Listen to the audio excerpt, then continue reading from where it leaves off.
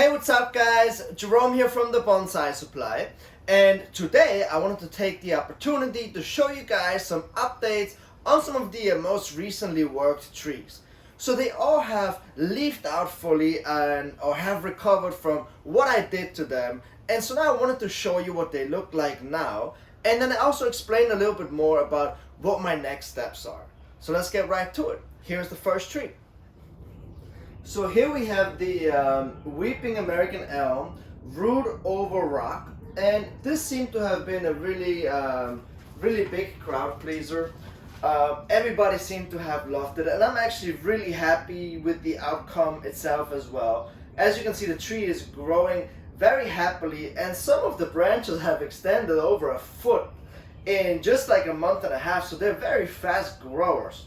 And once again, I'm letting all of this grow out wild, and because once again, the more the top grows, the more the bottom will grow, and then the roots will attach to the rock much quicker, and they will start to fuse with the rock much faster as well. So again, this is another tree that I'm just gonna let grow out wild for probably over the year, and then in the fall, give it its next styling where I reduce all of this overgrowth.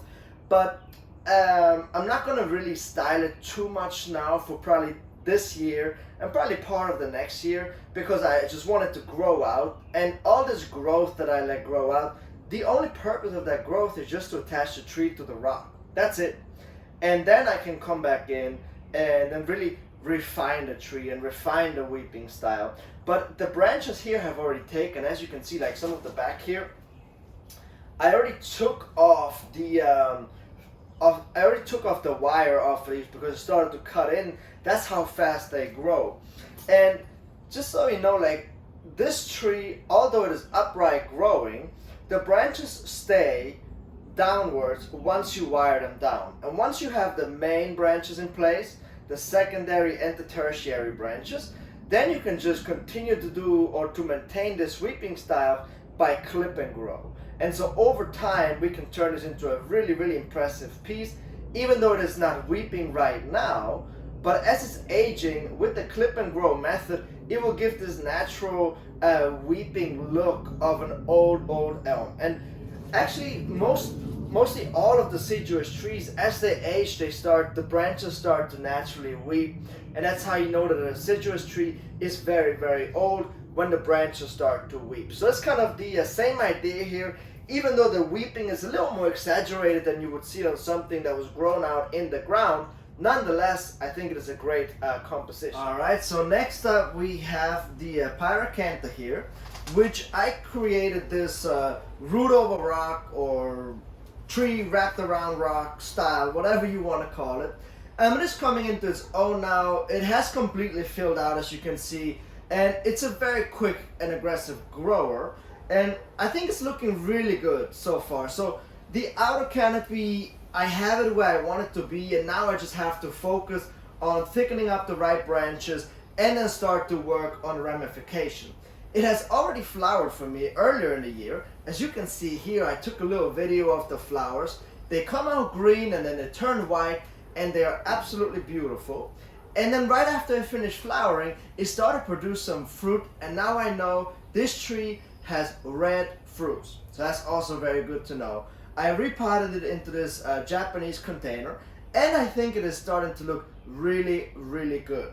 It has pushed out already, as you can see, grow over a foot in just under 2 months, and now it just kind of is sitting still. So it hasn't really put on that much growth in like the last week, but that's very a natural, a normal behavior for trees. They push out a lot, and then they kind of pause, and then they continue to grow again. So again, this is another tree that I'm just gonna let push out for the rest of the year, and I want to make sure that the more that this grows, the more the roots will grow, and that's what I want. I want to establish my trees in the pot first before I go ahead and start to really trim this tree back and start to train it. Alright, so here's another tree that has grown like crazy.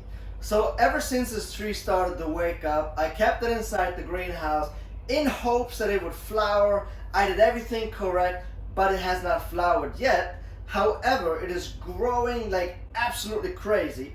I already trimmed it back actually once already, and because the new growth came out and it hardened, and then I trimmed it back a little bit and removed some of these leaves here to let some sunlight into the canopy to get down in there and kind of like give me like a second flush, which is really what happened here. So as soon as I trimmed it back, it gave me a second flush from the inside, just like I expected. Where I let the light go in, that's where new growth started to come out. And this tree came back with vengeance. It is growing like crazy. So I'm aware, or I think I came to terms with it, that I'm not going to see flower this year, which is okay because wisterias respond really well to bonsai techniques. Pruning, fertilizing, defoliation, wiring. That's when the tree really responds to these techniques. So I'm very, very confident that I will see it flower next year in the spring. But nonetheless, I'm very happy with the way that it's growing. And basically, I'm going to continue to do this with this tree throughout the year. I'm going to just thin it out here in the center and just let some light into the canopy. Then in the middle of the summer, around July, I will go ahead and defoliate the entire tree. Remove the remaining wire that's on here. I remove the wire as I go. I check it once a week for wire scars, and whichever wire is starting to cut in, I go ahead and I remove that wire. But in July, I will defoliate it, wire this tree again to give it some shape, and then we're well on our way. Alright, so here we have the crazy hackberry, which is crazy overgrown. But that's exactly what you want to see this time of the year. This tree is in the growing phase. It's not really in the developing phase yet in terms of like developing ramification or anything like that. Right now, I'm working on getting the tree as healthy as possible. So I'm in that growing phase, and I'm trying to make sure that the bottom branches here are allowed to grow out and weep down like that. Because as they weep down, the branches have to thicken up to support all of that growth.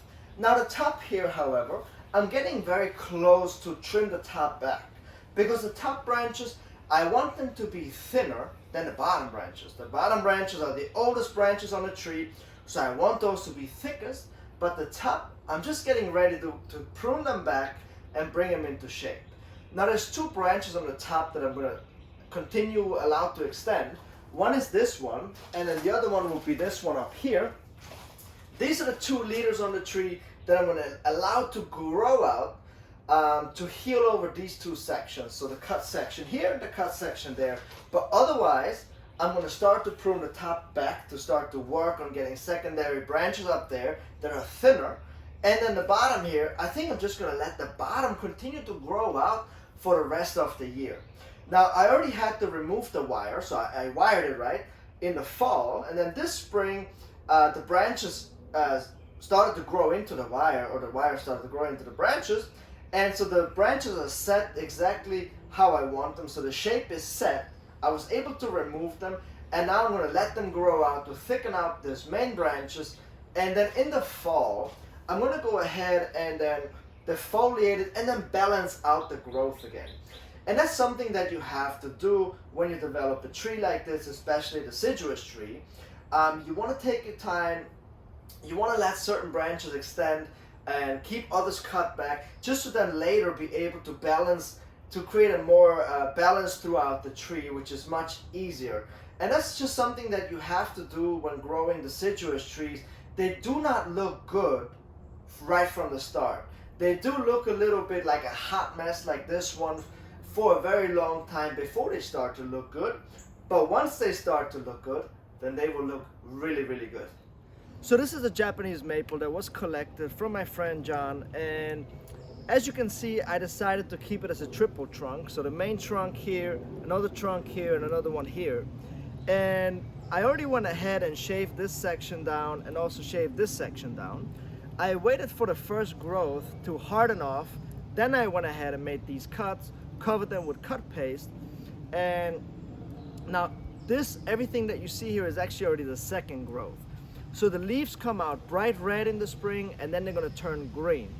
Now the leaves are a little large on the tree right now, but that's expected because when it was collected, it had like 1 billion branches, and the leaves were able to be a lot smaller.